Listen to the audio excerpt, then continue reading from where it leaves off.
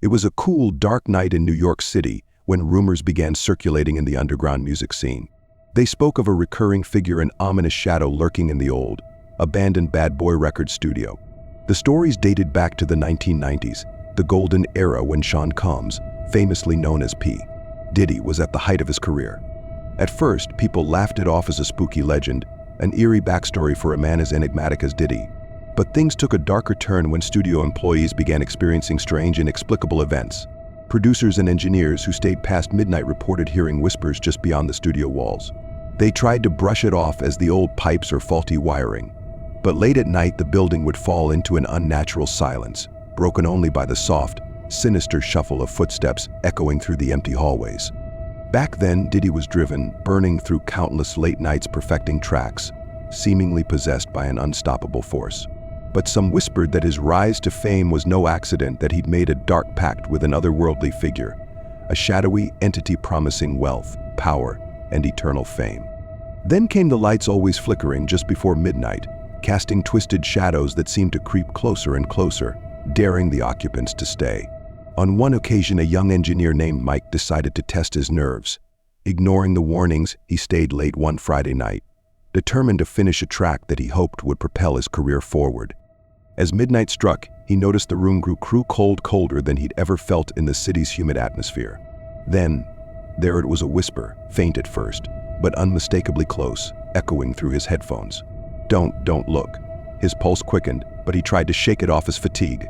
But the whispers only grew louder, more frantic, echoing his name, warning him to stay put. Despite the unease creeping over him, he pressed on with his work. But the equipment began to fail, his computer screen flickering, and strange symbols filled his software. Then he saw it, a tall, shadowy figure in the reflection of the studio glass, standing directly behind him, its eyes glowing faintly in the dark.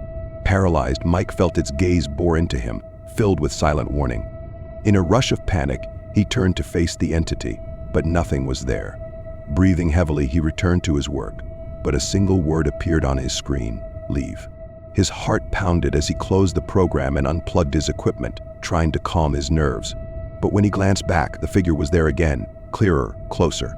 Desperate, he fled the studio, but the whispers followed him, clinging to his mind like a ghostly presence. He thought he'd escaped, but over the next few days, his health began to decline. He heard the whispers at home, in the subway, even in broad daylight. His friends noticed his pale, sunken appearance, and he stopped showing up to work altogether. On the night of his disappearance, a neighbor reported hearing music coming from Mike's apartment. The track was faint, haunting, a soft, eerie melody interlaced with faint whispers echoing, "Don't look."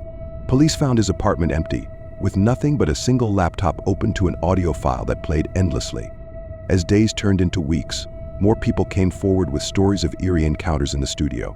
Those who ventured into the building at night spoke of flickering lights, cold drafts, and shadows that seemed to linger just a little too long. It was almost as if the entity was searching, watching, waiting. And to this day, anyone who dares to stay in that studio past midnight claims they can still hear a faint whisper echoing through the dark: "Don't look."